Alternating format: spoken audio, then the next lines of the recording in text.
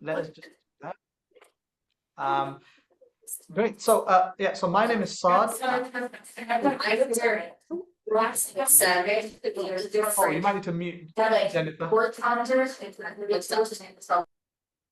Good. Thanks, Jennifer. So yeah. So my name is Saad. I run the L&D means business cluster in L&D Shakers. I say that so many times because there's so many new colleagues that always keep joining the Shakers community, which is awesome. And the cluster is designed to help us have the conversation with business. Yeah, because we come from a teaching, academia, learning background, and it's not in our nature necessarily to speak the business language. My background is I've been both an academic dean, a teacher, a facilitator, as well as running commercial corporate roles, as well as turning over, generating revenue for businesses and reporting into the chief executive. So I've been out of learning into commercial, I'm back again, and now I'm doing both at the same time. So I would love to help more and more people be able to speak both languages fluently. The cluster is run by two other colleagues of mine. Jenny is one of them. Jenny, you want to say a bit about yourself? Yeah, thanks. Yeah, welcome everybody. As you can tell, I'm from the US. So I've been in London for about 4 years now. Moved over here from there, but I've got a background in HR, and I've spent the last 7 years in L&D, in an insurance company, KPMG, and in a boutique investment bank. So throughout my experience, I've just been building programs, different learning initiatives for senior leaders, staff, as well as early careers to help embed learning and really build that learning culture. A little bit about me. Oh, let's get started. We've got a 90-minute session. We've tried to make this a fireside chat, which we normally hold, but we've turned into a workshop because we've listened to your feedback that you really liked the breakout groups last time where you got to share your own case studies and hear from each other. So we're going to have a fireside conversation plus some workshops, and we've got a really cool scenario that can help you apply and learn some skills around influencing senior leaders. This How to Influence Senior Leaders in 10 Minutes is a series. So you will see this run probably 4 times a year as a 90-minute workshop.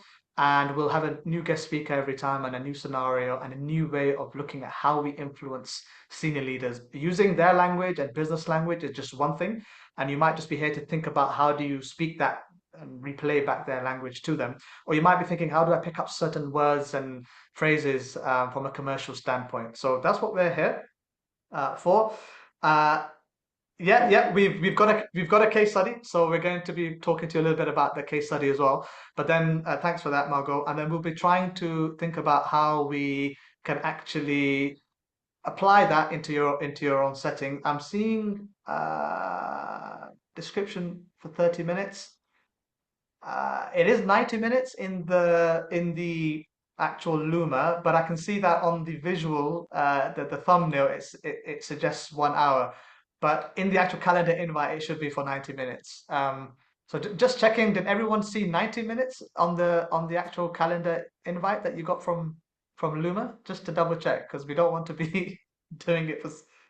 Yeah, so yes. Okay, thanks, Mansi. Thanks, Chris. Thanks, Leslie. Yeah, I think the error was that in the thumbnail it says 60 minutes, but luckily in the actual calendar invite it is for 90. So crisis averted. I'm going to hand over to Jenny, who's going to guide us throughout today. It's a very informal conversation, so feel free to use the chat as much as you like, ask questions, and we'll pick them up, and then Liza will and Jenny and I will answer them for you. So over to you, Jenny, to take it from here. Thank you.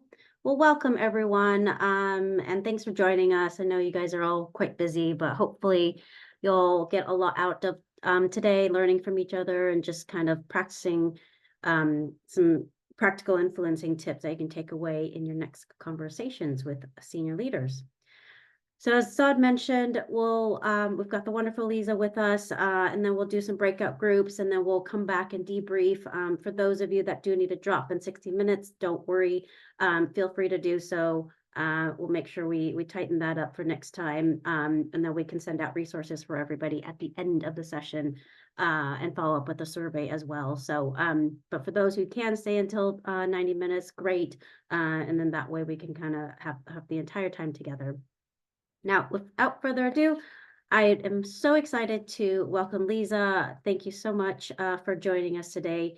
Liza, your background is in academia, and now you work in change in L&D. So I'd love to hear about your experience and journey, particularly your involvement in implementing new software and data infrastructure.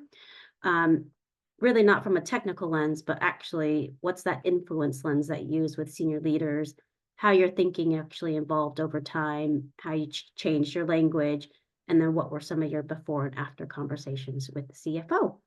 So welcome, Liza. Introduce yourself, take us on that quick journey, and then if you don't mind, I might just jump in with a question or two, and then we'll open up open up questions from the audience.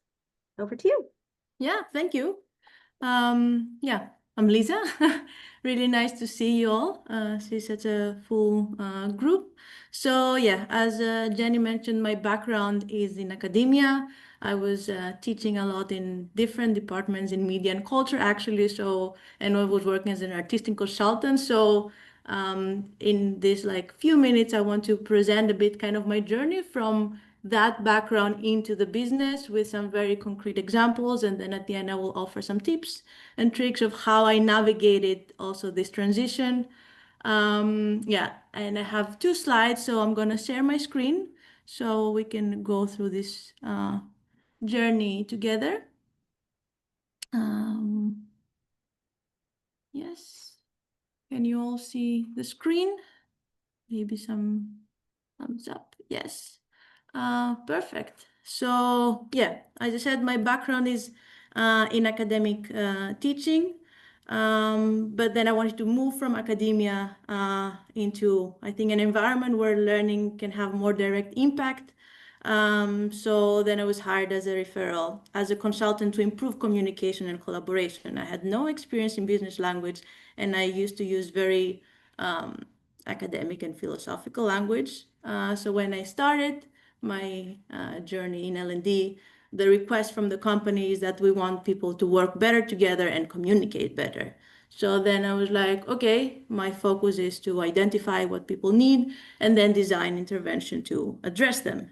So I started asking like very open-ended questions and sometimes also focusing a bit more on semantics. So what does collaboration mean for you? What challenges are preventing people from collaborating effectively?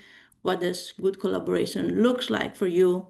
And then I realized that, yeah, the answers that I was getting from the senior leaders were not kind of the answers that I wanted to get to. I was receiving answers like people aren't thinking at a high level, they cannot solve problems effectively, they are resisting change, we need to shift the mindset of the culture in the company. So then I was like, okay, then the intervention that I could focus on was to design coaching sessions for managers and employees to focus a bit more on soft skills. And for me, I could see some change happening, some results which were still very valuable, but then I noticed that it had very limited business impact because, and it was becoming a bit challenging for me to position myself within the broader company, let's say, strategy and where the company wanted to go. Liza, can I just pause there for a second? Because I just think this is really relatable for a lot of us. Because you were doing a lot of asking some really good questions, really some good coaching work that you've done. But you, like you just said, that the business impact wasn't landing. You know, what was that moment that you actually realized this isn't enough? I need to change how I'm showing up. Yeah, it was a two-sided, let's say, point. One was like on a professional level, I was feeling a bit like confused and frustrated about like what my position is, what do they want from me, how can I communicate better what I'm doing. So I realized that by framing my work as coaching session or like creating initiative to train soft skills, I was not yeah, the output of my work could not be really evaluated by the business and in business terms. And again, as framing it as coaching had a limited scope, and sometimes I was even kind of underselling the results that I was delivering to the business because I did not have the right language to do so. And then I also figured that the impact was very limited. So yes, I had these sessions with the managers, but then they were very limited to this one-on-one meetings that we had. And I could see the results, but I was like, okay, how can we create this ripple effect so the impact that I had with the managers or the employees could kind of fold over to the rest of the organization. So yeah, that was a very critical point for me. And I think it was one of the sessions from this series where I found out about Sad, and then I started his coaching program, and he really, really helped me kind of make this shift into how to shift from an L&D language into a business language. So I really started to focus more on understanding business goals. And instead of designing just intervention, I was trying to design together with other stakeholders solutions that can achieve those goals. So then the questions that I was asking were different. So I was thinking, yeah, what are the big business goals for next year? What do we want to be working towards together? And if, let's say, the goal is achieved, what would be able to do that we cannot do now?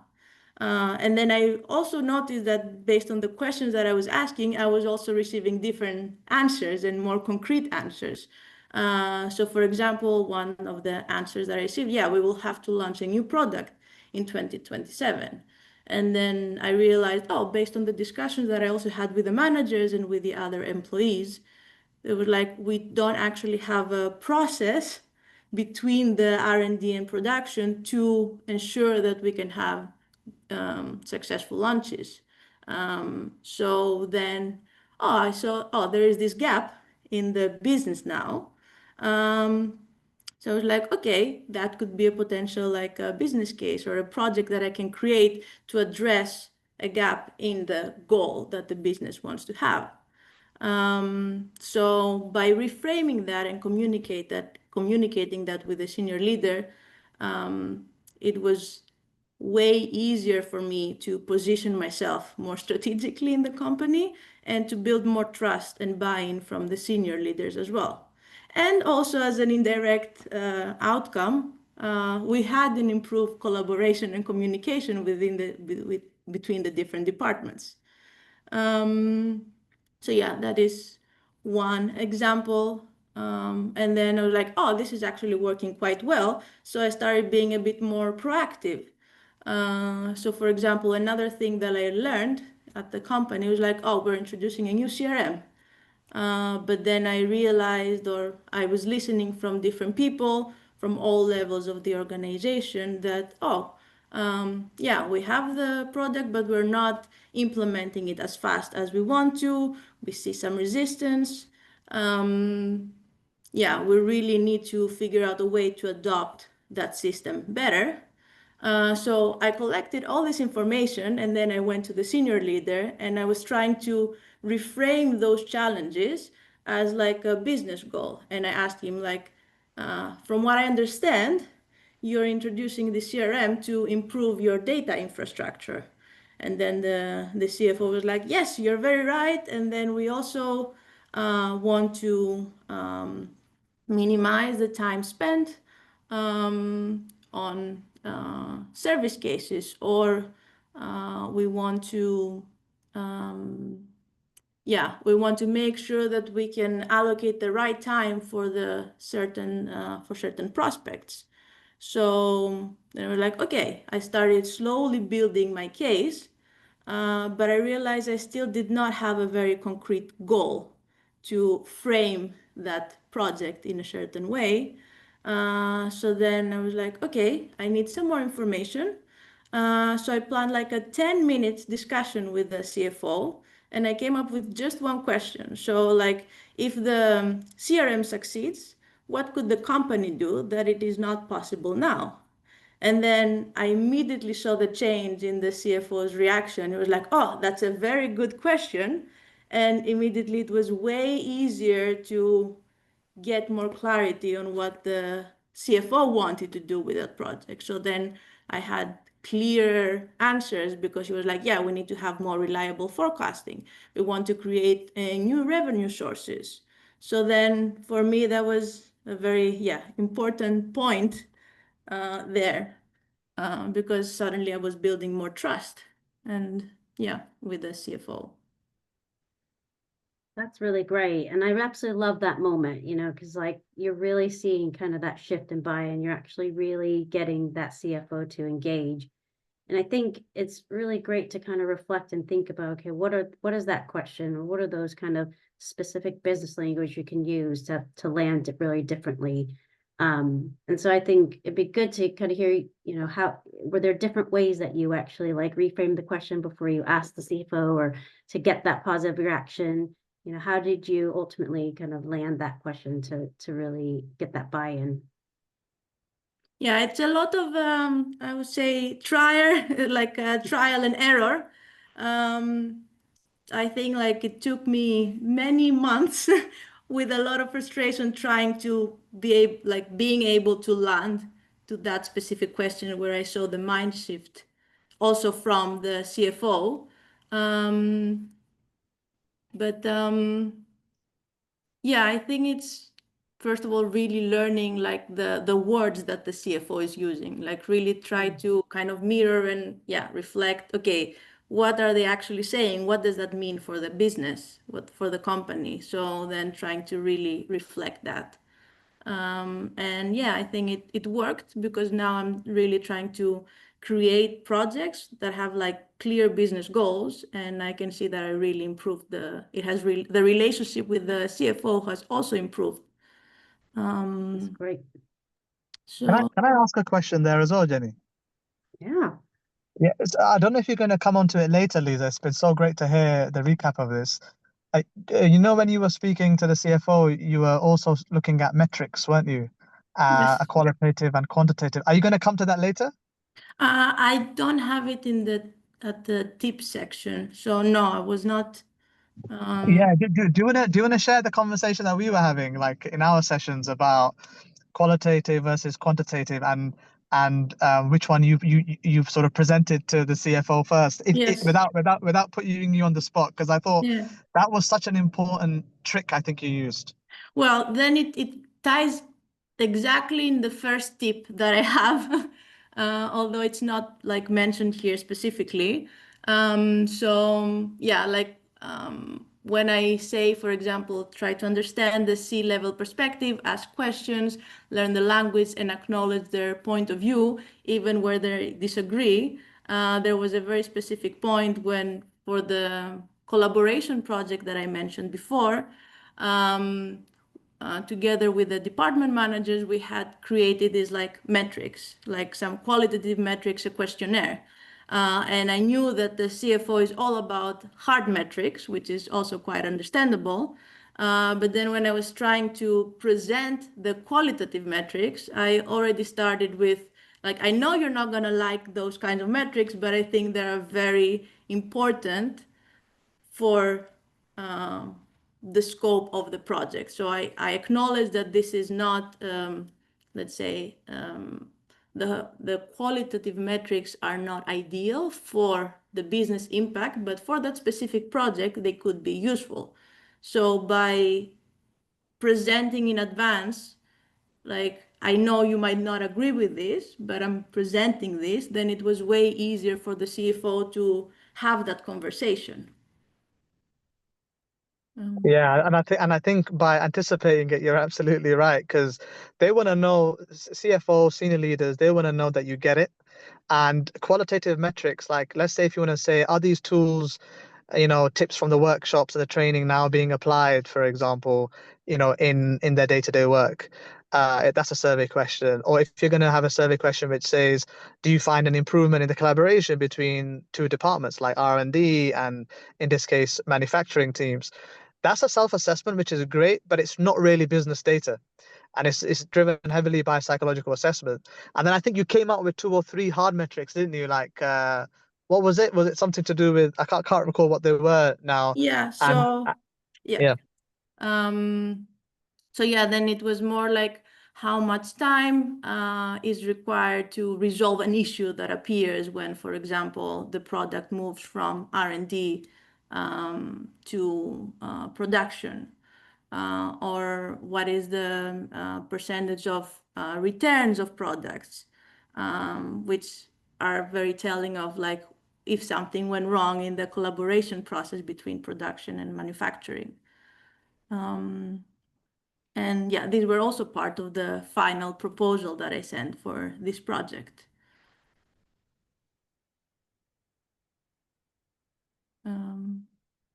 Great. Yeah. Did you want to continue anything else from this from the tips for the influencing senior leaders, Liza? Yeah, maybe just to like a quick scan for the tips. We discussed a bit more about the first one, but I think what has really helped me overall is to also build direct connections with the employees. So really try to incorporate the frontline insights into the leadership discussion, because then you demonstrate that you really know what is going on different levels of the organization. I spend quite a lot of time trying to understand the different perspectives, because of course senior leaders have very different pain points from like managers and employees. So try to think, where do the perspective overlap, where do they conflict, and then try to use both strategically to build more credibility.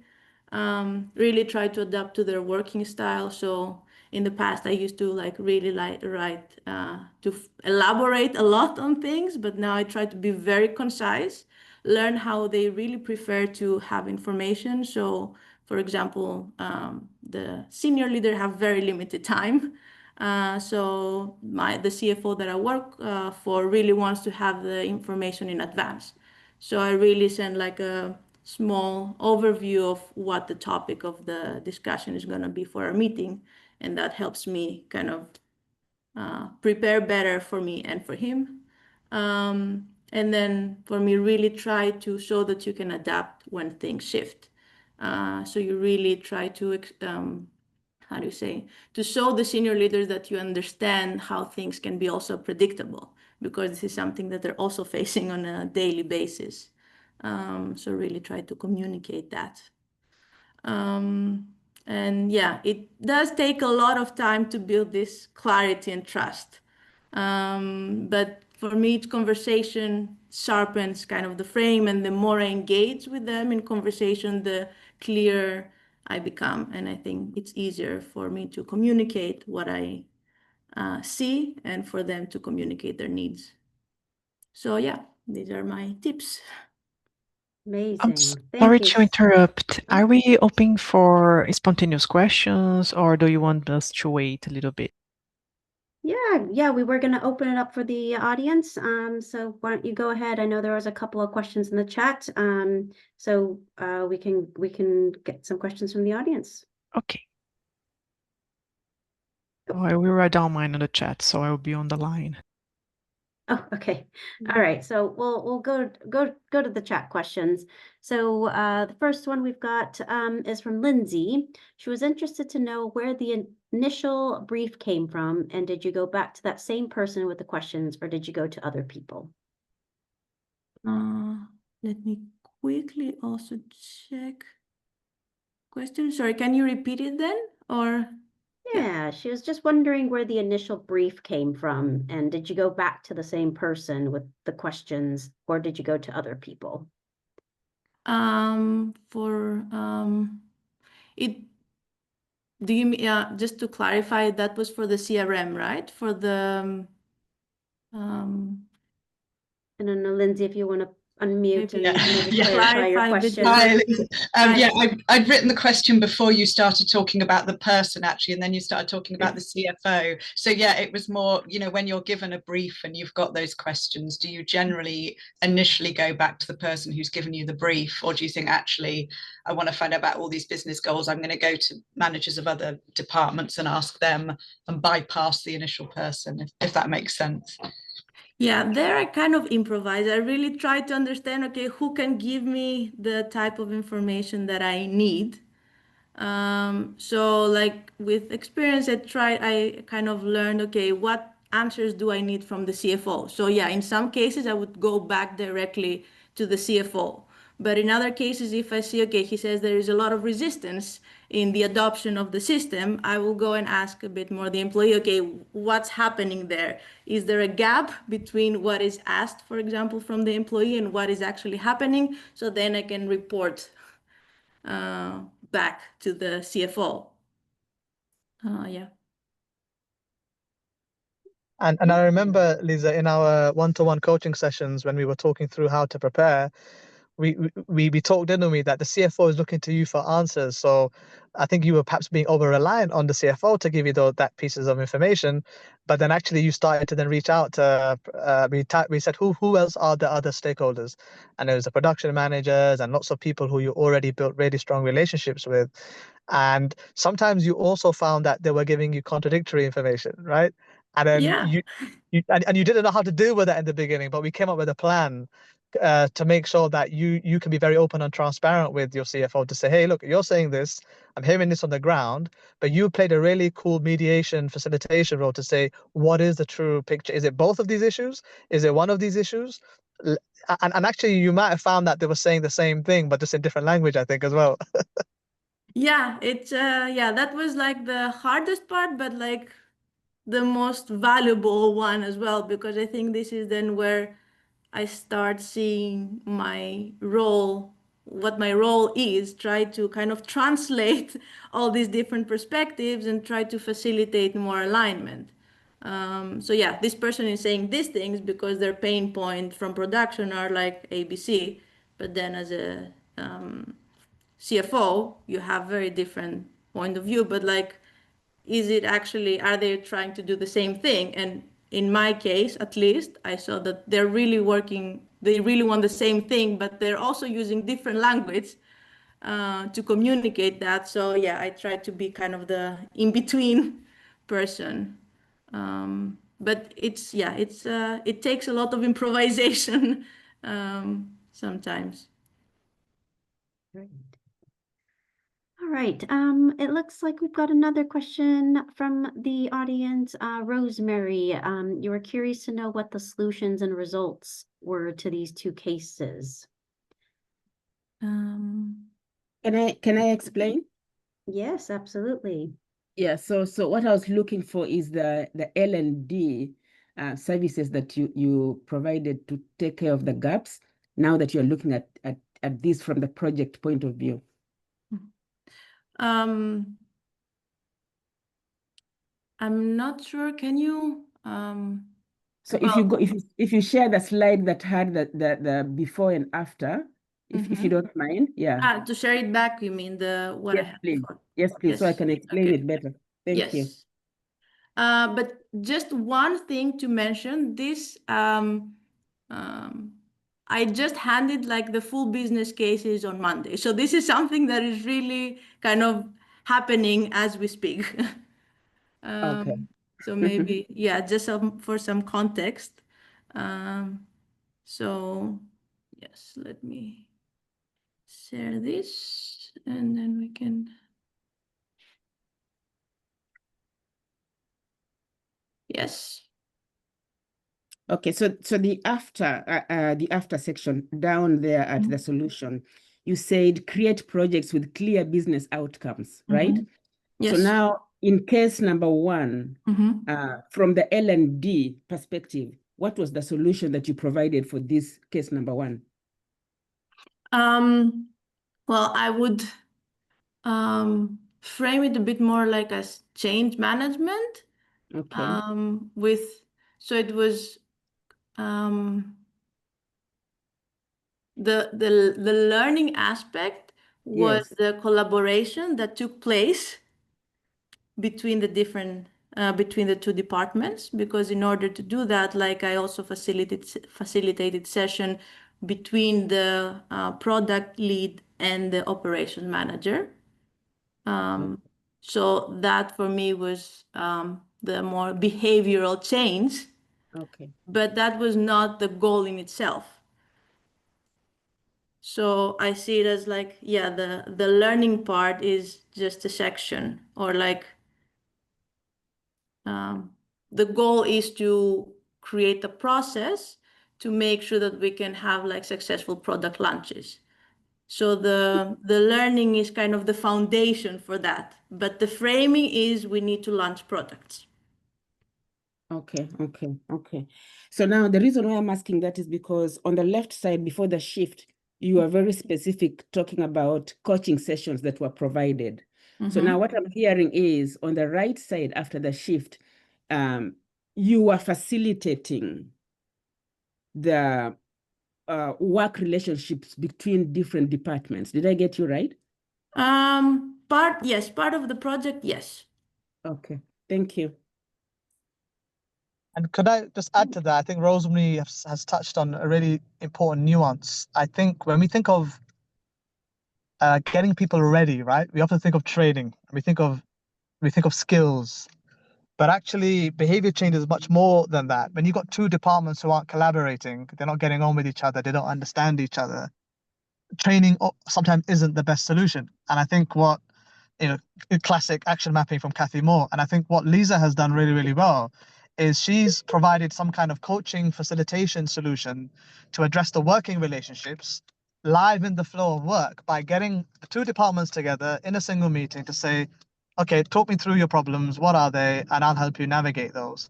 And then the second bit of the solution is she's dipped her toes very uncomfortably, but to her credit, she's started to get into what I can see is process, where, for example, there is no clear handoff points, right? So when the R&D team come up with new product needs or feedback from customers, at what point do they hand over to the manufacturing team? And that's where the things were stalling, where they were stalling. And it's so great that where we start to reposition the value of L&D, not just as a training and as a cost center, but actually as, in this case, change enablement, which is the phrase Liza has said. That's where she's starting to see a major shift in her relationship with the CFO. And I think that's a really great lesson for all of us to take away. Thanks, Saad. Thank you very much.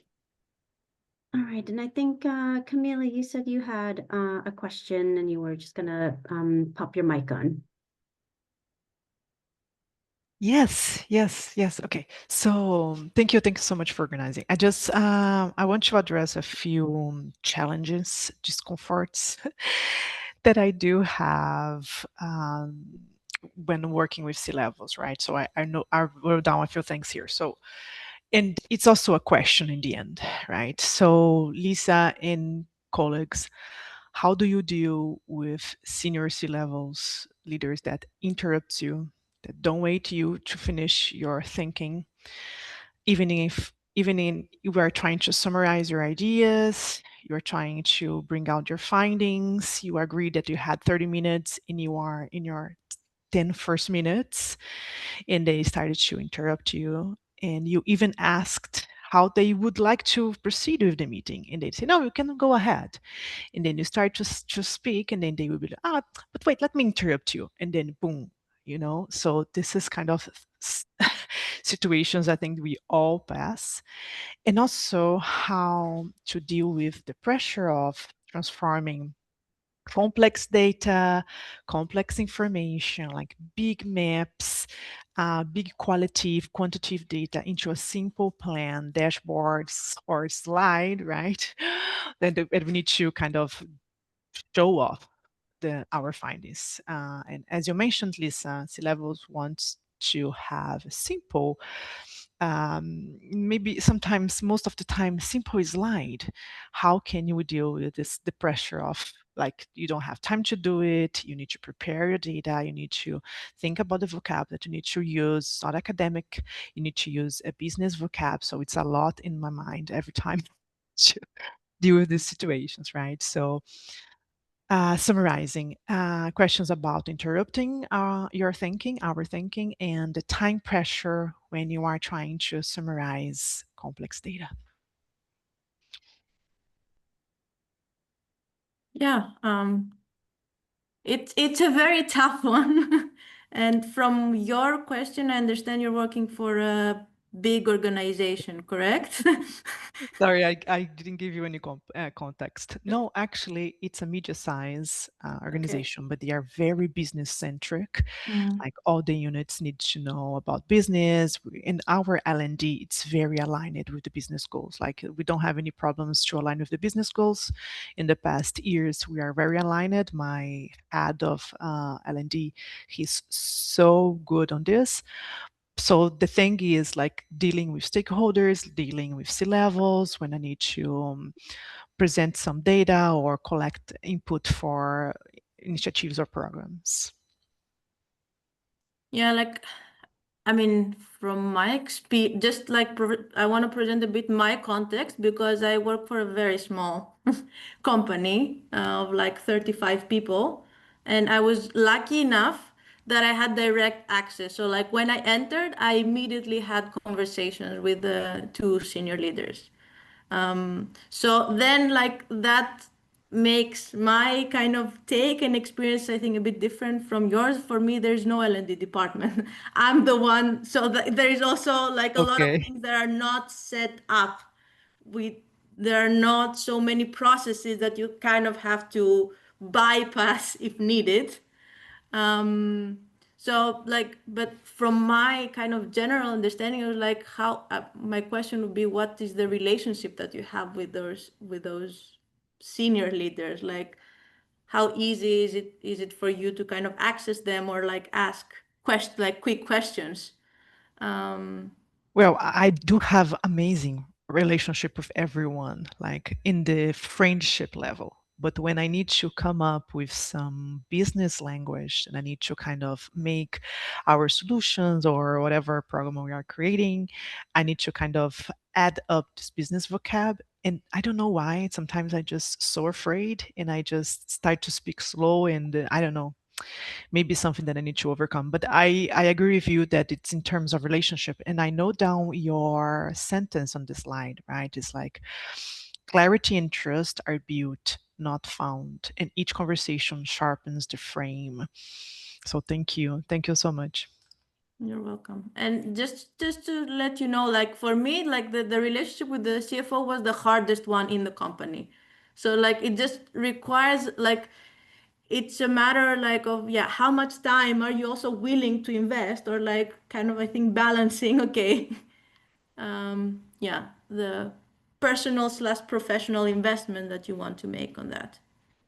And also the questions, right, that you called our attention to, like try to shift some of our qualitative, sometimes in my case, the design process questions to more business-centric questions, because that will speak their language in the end, right? And sorry, one more thing in my experience, because I didn't have that coming from the CFO, like this interruption, but I've seen this happening to other people where I see that when they feel that there is no alignment or that maybe you start off in I don't know, in an area where he or she cannot connect to, that's usually when they interrupt because they're like, okay, now we are losing time. So maybe try to investigate in that space. Okay, what is it that he's actually saying with his interruption or her interruption? Yeah. I'd actually Maybe I can. think, Yeah, go on, Jenny, and then I'll come. oh, yeah, I was just gonna actually see if we can open it up to the rest of the audience, to see if anybody else has, some tips for Camilla as well. I think it'd be, we do have strong personalities and senior stakeholders, and, we might be able to all share some tips in some of the interrupting behavior. I know Ariel's put in the comment around there might be potentially a gender dynamic in play for the interrupting behavior. I've always, if you feel comfortable, even actually just saying, hey, do you mind if I speak for 2 minutes? And I think that kind of helps pause them to be like, oh, actually, sorry, didn't mean to. But yeah, I just wanted to see if anybody else had any tips and saw it if you wanted to start off with. I'd love to hear from others as well first, and then I'm happy to come in. Great.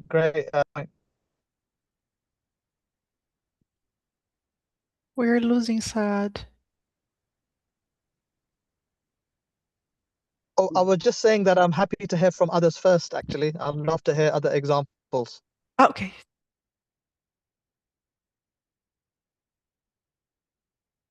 Does anyone have any kind of tips or examples for anybody who's kind of interrupted constantly or you can't seem to get a word in?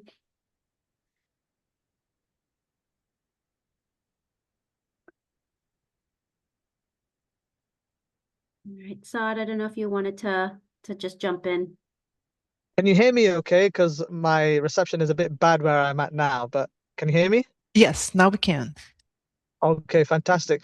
Yeah, I think the first thing is definitely business vocabulary. So I'm happy to help you offline, Camilla, if you want to share like your actual specific use case, and I'll keep it confidential because I've helped Lisa with the same thing.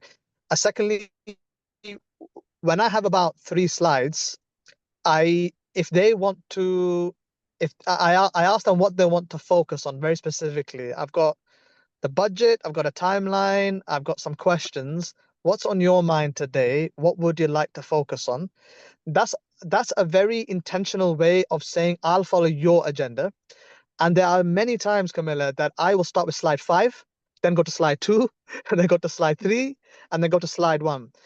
Our conversations should be conversations. There shouldn't be pitches. And I used to turn up with my slide deck and be like, okay, I'm going to give you 10 minutes, and then we'll do Q&A. But actually, what they want is I want to take them along the journey with me, and I need to then be very flexible, and it's very hard to move between slides like that. And so I'm almost like real time creating the agenda with them, because they will say to you, yeah, that's fine. And notice their body expressions. If they're looking elsewhere, or if I've lost them, I will definitely stop and I will say, how does that sound so far? Which bit do you think is completely like we're in the wrong direction? And where do you think we're on track? And I think I call that a guided conversation, because I've seen people pitch and then not ask any questions until very late, and then you've lost them by that point. So those would be the 2 or 3 general things that I would say. But offline, if we want to catch up, then I can give you something a bit more specific, if that helps. Thank you so much, Saad. That's really precious. No worries. And Ariel, it looks like you've got your hand up. Do you want to ask a question? Yeah, it wasn't a question. Oh, sorry, I was still blurry. There we go. Yeah, the interrupting is, first off, very difficult to deal with. I sympathize with your experience, having lived it before. There's a book that I read by Amy Gallo that I found quite helpful, that's getting along with difficult people. How to get along with Thank anyone, you. basically, even Yes. difficult people. And there's different archetypes that she maps out from research. And I find usually there's something, in my experience, there's something behind that interrupting. Like maybe it's like an insecurity and like wanting control. That was like basically one of the archetypes. And I find, but it could be one of the other ones. And I find that the easiest way to manage that and like not be activated or not get too frustrated by it is just to try to understand like, okay, what is that coming from, and maybe what are the other things that I need to do in order to resolve those underlying insecurities or behaviors that are not being spoken. Great, thank you for Thank you, sharing. Ariel. Yeah, the insecurity aspect resonates a lot. I will think about it. Thank you so much. Because it was a woman in the end. Any other questions for Liza? No, I would like to put my 2 cents to what the guys were saying about this interrupting thing. I think when like some people would react because Camila has this very calm voice and stuff, and we all have it, right? And I think some people would like to show themselves, so they try to be more aggressive. And I think this is also the kind of bias that leaders have. If I'll be more aggressive, more assertive, I will look so good and stuff. And some people just think that they have to ask difficult questions to just make the other person like belittle the other person, which is very bad. But what I do in that case, so depending if it's interrupting and saying like, oh, that doesn't make sense, I would go back to them like, because it's very easy to complain. I would say like, okay, for me it made sense. So can you point me to the thing that didn't make sense to you so we can maybe explain it better? Because if you give it back, that person has to really give like more concrete answer to you and not like, oh, it doesn't make sense. I'll just go back. What doesn't make sense for you in this case? What can I clarify? And I think this also shuts those kind of questions for the future as well.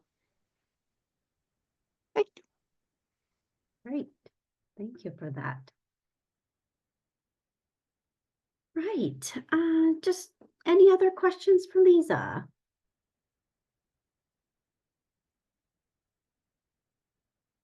Amazing. Well, I've just got one more for you, Liza. Thank you so much for just kind of walking us through your journey experience and just sharing so openly. I did want to just, I know through our conversations, you talked a lot about kind of currently you've had like other projects as well that you've worked on.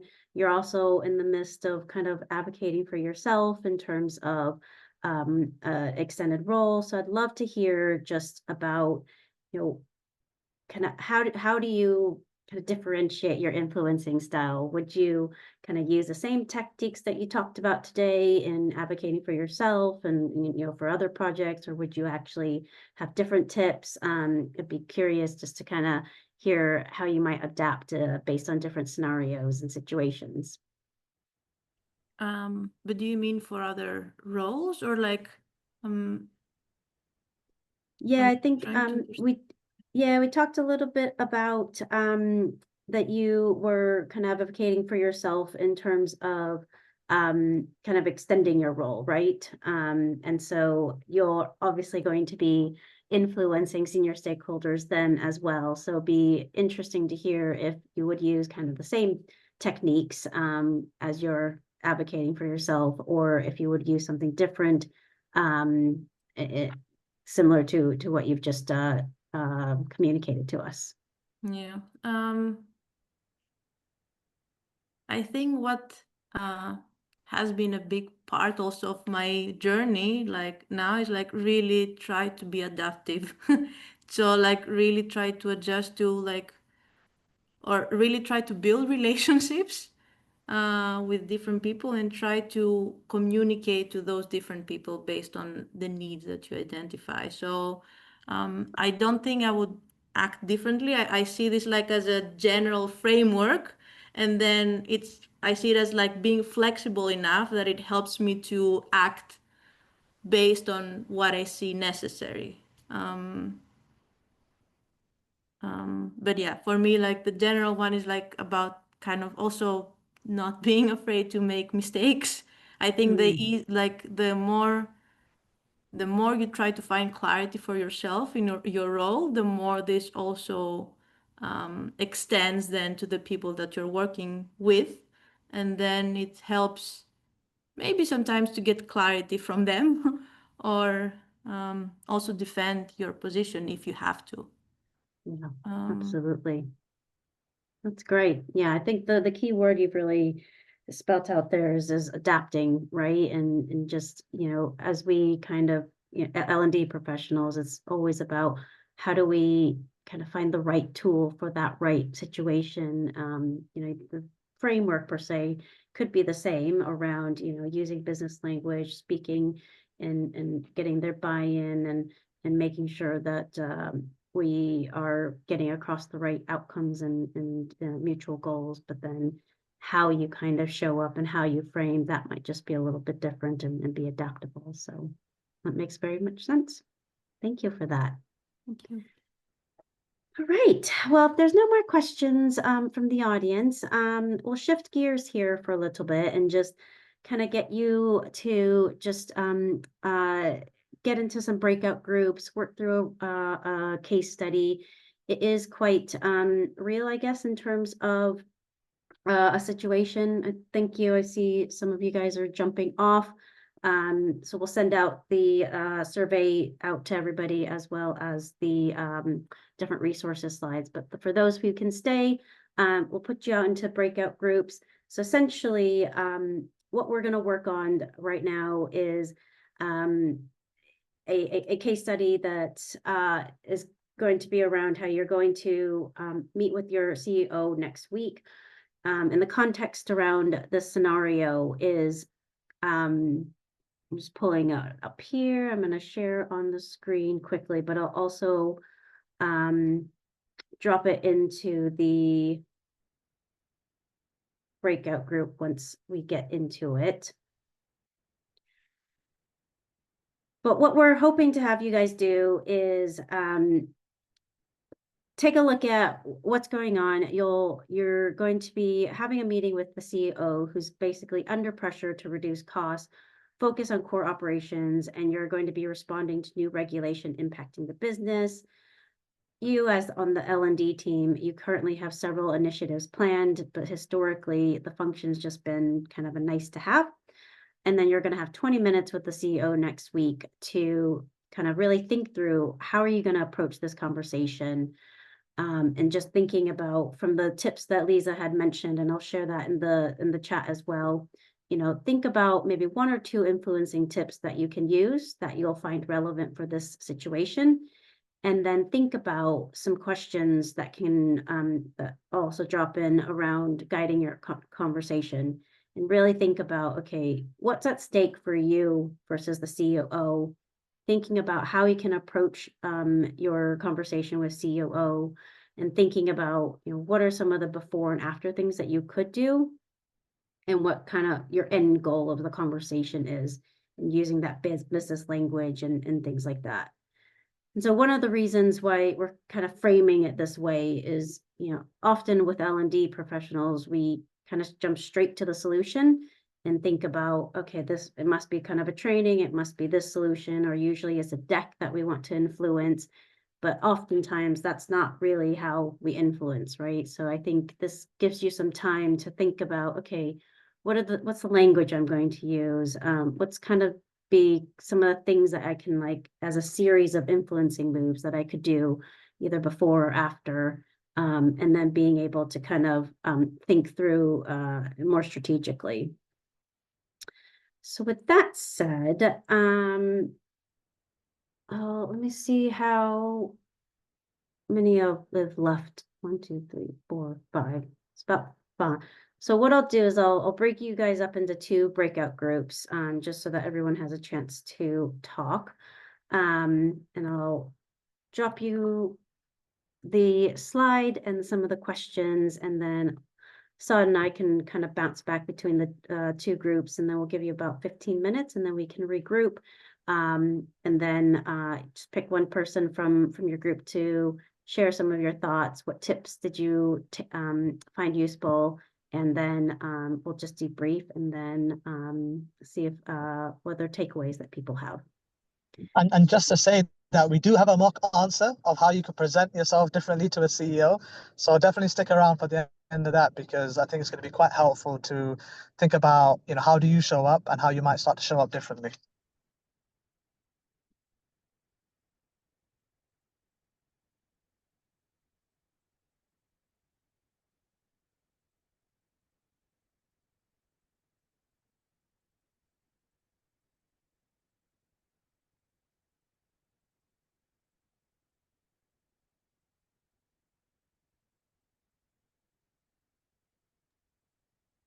Jenny, I'm just thinking, because I will have to leave a bit earlier, not to join the... Yeah, that's fine. Absolutely fine. Yeah, no worries in joining. Although it's really cool. Yeah. I'll just see. Just dropped this.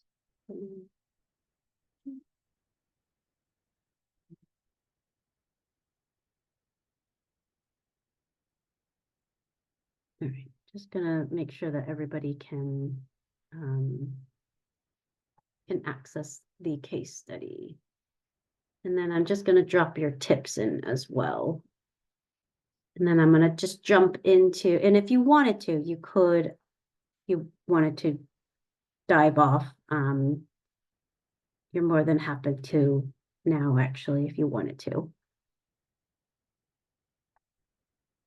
Oh, I can't hear you. Yeah, I think it's better because I'm teaching Pilates in in Yeah, half an yeah, hour, yeah. so I really need to change my mindset a bit for the for this session. Absolutely. I'm just No gonna worries. drop in the chat to say goodbye to everyone, and Yep, yeah, perfect. great. Thanks, Lisa. Yeah, And thank then we you. can debrief if you wanted to. Yes, perfect. Thanks for Sounds great. joining. Bye. Bye.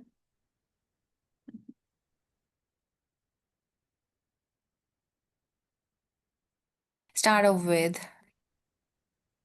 hi Jenny. Hi, Jenny. Hello. Hello. Welcome back, Hello. everyone. Hello. How was it? How did everyone find that? Yeah, it was a really good conversation. Super Good. helpful. Amazing.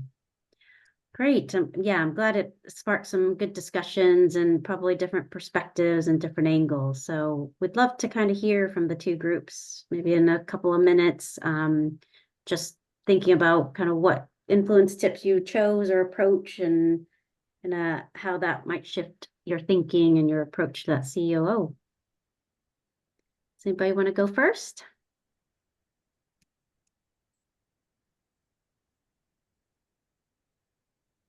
Okay, so I can go first. So Ariel and I were in the same group, and we were definitely guided by Jenny.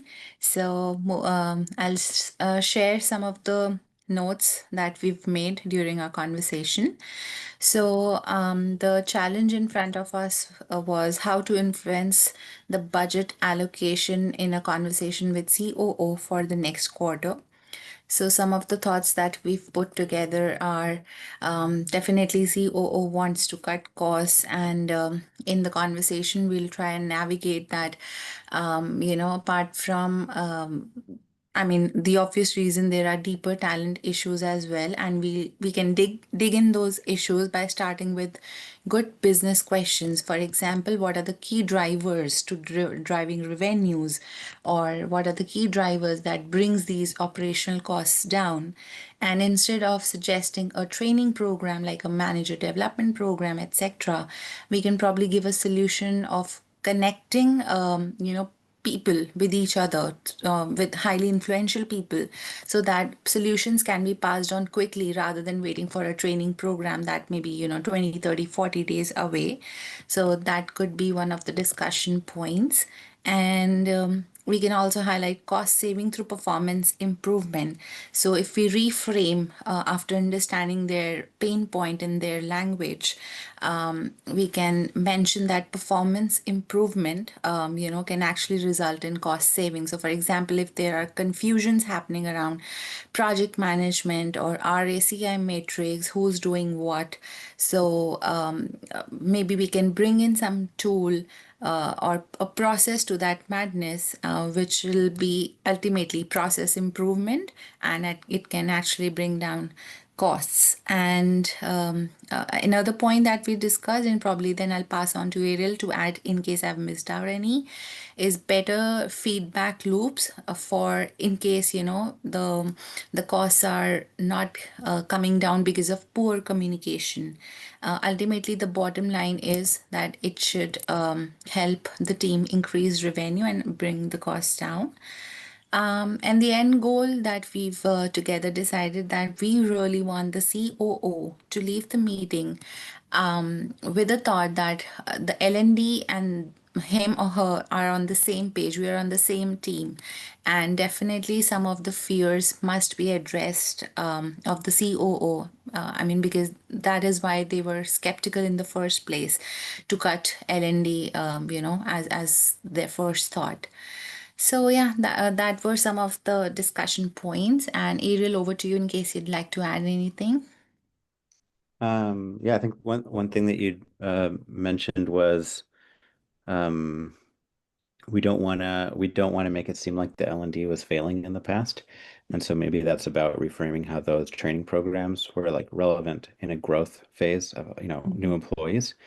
But now there's the openness to shifting and adapting to this other part of the organizational chapter, I guess. Amazing. Thank you so much. Yeah, like I think I really enjoyed the conversation with you too, and just a lot of the business language that you guys used around process improvement, metrics, bringing costs down, how that then links into some of the solutions that actually will drive drive up revenue or even look at customer complaints, things like that. So that was really good around kind of the adaptation and how you were going to be shifting your language. Amazing. How about the other group? How was your discussion? What angle did you come up with and approach? I think it was similar. We definitely had the same ideas about finding things in common, that you're both on the same team. So what is it that works for operations and learning and development, and what is going to help achieve those goals? So yeah, we definitely came up with that as well. I'm just looking at my notes. We also talked about how we would want to appear to them as well. So Saad was saying that obviously because it says L&D was seen as a nice to have, that the approach might be to go in there and say something along the lines of, learning hasn't been properly understood in this business and we want to change that. So like talk to me about, so going in there kind of with a listening head on. And we also talked about open questions as well to understand their context and exactly, if it's flat, why is it flat? What does good look like? So we're imagining where we want to be. What does that look like? How are our people behaving?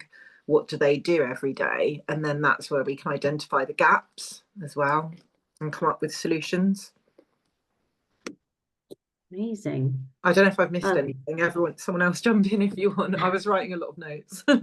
One thing that we discussed, Becca, was like to start from the end, right? I think we mentioned this while we were discussing, because it's interesting to know in this scenario, right, what they envision in the end, what they want to achieve, and then kind of shifting our focus not only into the learning experience, into what we will design or into our solutions, but diving into the problems that they have, and drawing this picture together with them, co-creating with them, brainstorming with them, not brainstorm, but actually co-creating, right? What would be the solutions, instead of just bringing the solutions on the table. We have, wow, great, we're L&D, we have this and this solution for you. No, let's, as Becca said, right?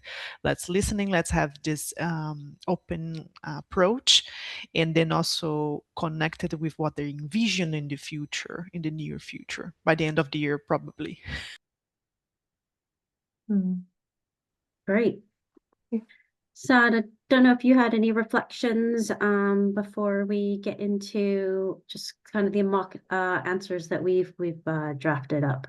No, let's just go maybe a minute into the mock answer, and then it'd be great to get everyone's feedback on what we do next. Oh, cool. Perfect. So I've drafted up kind of a mock answer. I'll just share my screen here quickly. I would say this is a very basic sort of mock answer in case it sparks other things. Both the groups came out with some awesome suggestions as well, which aren't obviously captured here. This mock answer might just make you think about things in a slightly different way. Yeah. So this is just, you'll get these slides as well, but just wanted to kind of show the kind of traditional L&D stance that really talks about and leads with like L&D language, talks about engagement, capability, culture, and losing talent, right? So it's quite vague, and that's just kind of where we want to shift from is actually being a little bit more detailed, asking more questions. So the business first stance really goes into and brings all of that information that was part of the case study, right? Asking good questions about what's causing revenue to be flat this year. When do regulations go live? Coming in with some kind of sample questions or answers to some of these questions that the CEO might have, even if it might be wrong, but at least it helps you showcase that actually you're thinking about things the way that the COO is thinking about. And then again, using a lot of that business language around business operational risk, productivity, strong outcomes, and thinking about how then that all links into some of the interventions that you might want to be providing to COO. And it is about kind of introducing that narrative and some of that evidence-based kind of answers that's not so focused on just kind of L&D traditional training. Yeah, so any thoughts from the group on kind of this approach? Obviously, it's not one approach or the only approach, right? This is just something that could be one way. I know that, you know, as we talk with different types of people, different situations, it's just nice to know kind of, you know, what are some of the different languages that you could use and be able to kind of pull from your back pocket. One thing that comes to Mhm. mind is maybe there's an element of speed. Like often those training programs take time to develop and onboard and deliver. So maybe Yes. there's also an element of, I don't know, job aids or, you know, proposing quick solutions that could align with this kind of emergent, what sounds a bit like a crisis or emergency situation for the organization. Yeah, it's all about that kind of in the flow of work, right? Because I think oftentimes, like you said, these development programs are like 6 months, 12 months, and it's just by the time you end up actually designing the whole thing, everything seems to have changed already. So yeah, thinking about quickly, you know, where do we need to get in that actually kind of like what Liza had mentioned earlier. Well, look, I've just gone into a co-collaborating session with these 4 stakeholders, right? And we just kind of worked through some things, and then actually we're just going to facilitate some conversations around aligned outcomes. And that was it, you know, so it doesn't need to be this extensive program for it to be effective. Any other thoughts? All right. Well, amazing. Well, that's all we had for you guys today.